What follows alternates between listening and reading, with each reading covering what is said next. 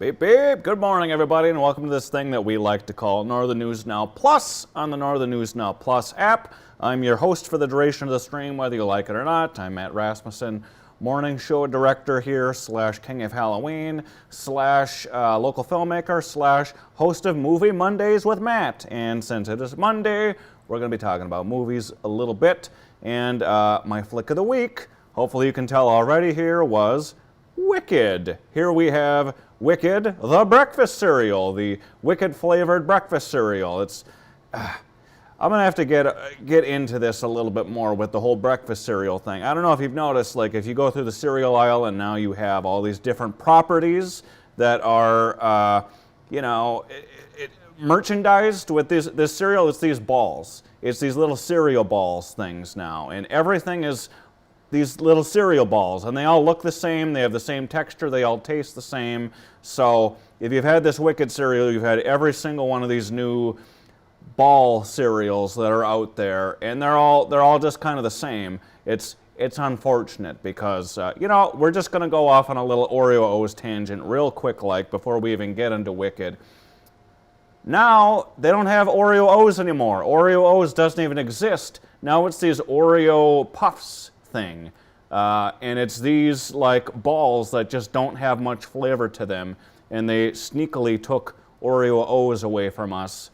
Not a big fan of that. I fought long and hard to get Oreo O's back on the shelves, and now they did this whole treatment to it. So anyway, they did this with the Hocus Pocus cereal and all these other ones. If you see these balls or these puffs, if you will, with some sort of a property attached to it, it's just that's the way that they merchandise these things now. Merchandising, the kids love this one. That's where the real money is made.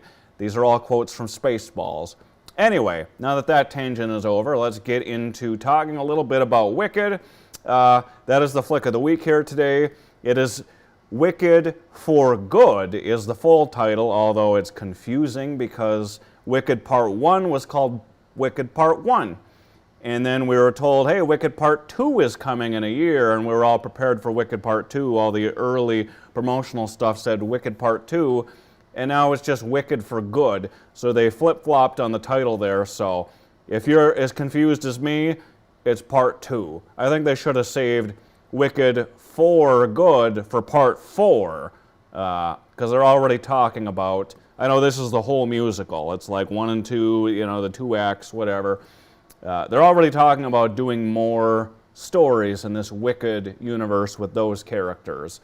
Anyway, so Wicked is the flick of the week. Today we'll talk a little bit more about Wicked and the Wizard of Oz franchise in general in just a little bit. But first, let's recap some box office numbers. That's really what you guys want to see, right? Let's get into this one and joink.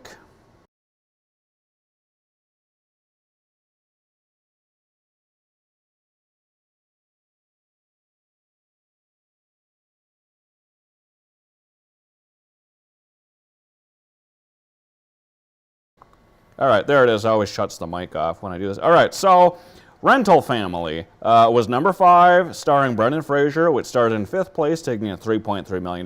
Then The Running Man, number 4, scooted down to 4th place in its sophomore weekend, flying off with $5.8 million. Then Predator Badlands, this is the one I love.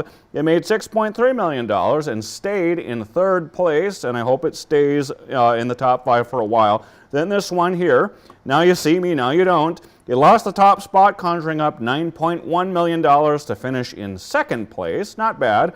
Then, here we go, to the surprise of nobody across the nation, Wicked for Good zoomed off to a $150 million debut, the best opening ever for a Broadway adaptation, and the 2nd biggest 3-day launch of the year, only behind a Minecraft movie. This is doing bonkers numbers, wow, it's impressive. Whether you're a musical fan or you're a Wizard of Oz fan, there's kind of just something for everybody in this flick. And let's just go back to Cam here. La la la la la. Okay, there we are.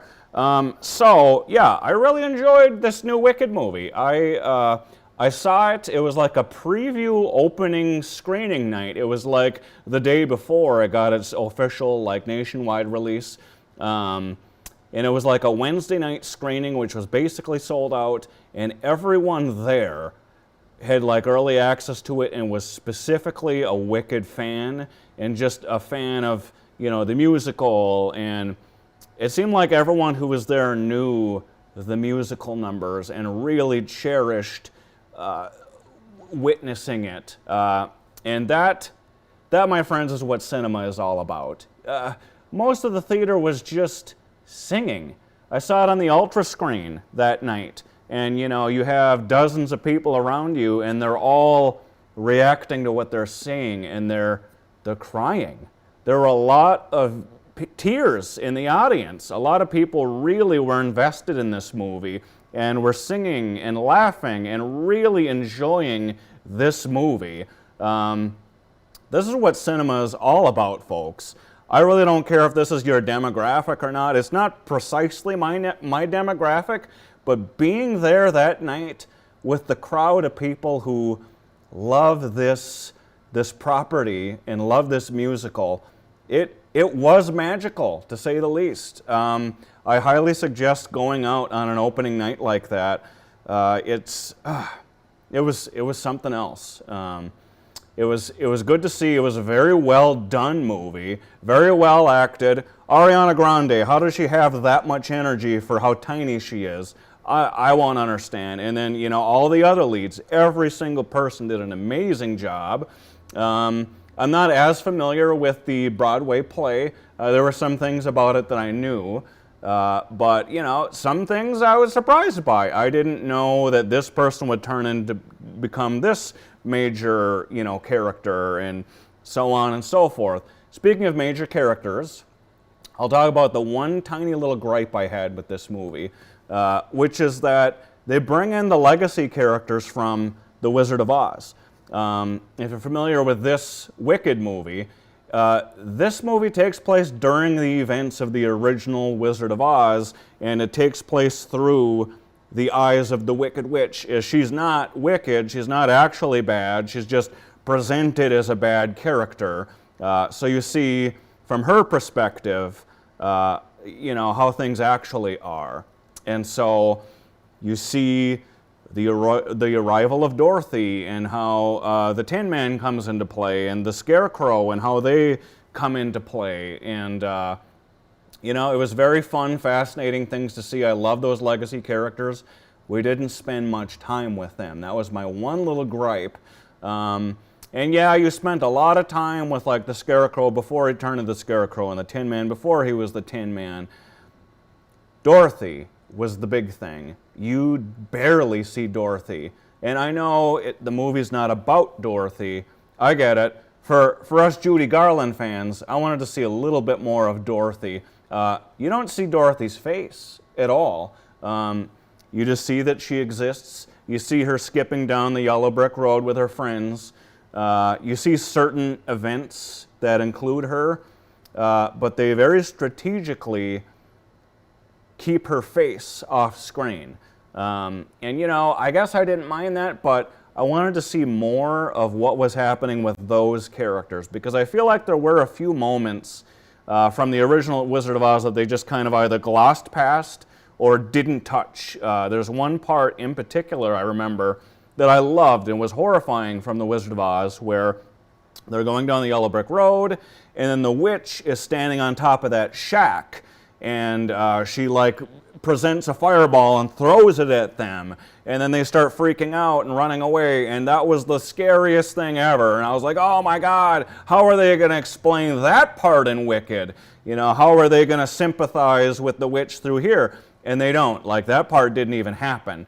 It was just little things like that, and then the rest of the Wizard of Oz, things that took place happened very quickly, and they glossed over them very quickly. And I know, you got to spend time with the witch, that's what this is. I just wanted a little bit more time with those Oz legacy characters, particularly Dorothy. So, I mean, it's a minor gripe, because I didn't know that going in, but I'm sure that fans of the musical and fans of the movie do know that and know what to expect.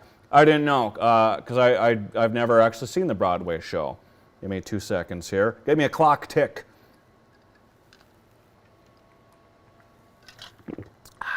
Fun little slang that you pick up from the Land of Oz there.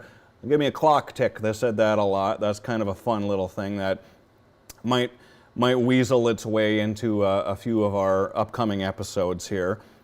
So, Wicked for Good was good. I appreciated it. I enjoyed it. I called 2 things that were going to be like major twists or major reveals, not being familiar with how it was going to play out. You know, I guess it's fine. It doesn't matter that I was able to predict the things that happened.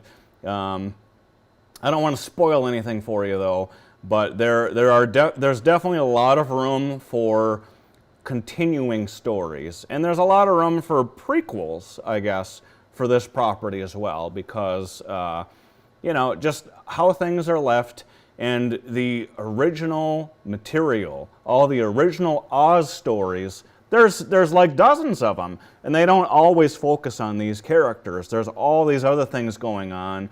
There's a lot of growing and changing with the Land of Oz throughout these different stories. So, yeah, this property is ripe for many more film adaptations, musicals, if you will, if that's what people want to see. They were already teasing that they're going to do more with these characters, and I am all for it. Give us more of that. I think this was a great experience, all in all. Like I said, I'm not the particular demographic for it, but every single thing about this movie was so well done and so top-notch. And there was this one musical number where Ariana Grande is singing, and it's going through these mirrors. And as a filmmaker, I was trying to think like, well, I didn't see that coming, and they kept doing it. And I was like, how do they line that up? Like, are there cuts that I'm missing? Or, I don't know, you just have to see it. It looks like it's all being done through one long take, and it's going in and out of these mirrors. It was fascinating. The musical numbers and everything were so well done. Just, this was done by the right people. And you can tell it was done by people that love this property and love the musical. And of course, they included a lot of the original people from like the Broadway show and all that stuff. And I love when movies do that. It shows respect for what came before it.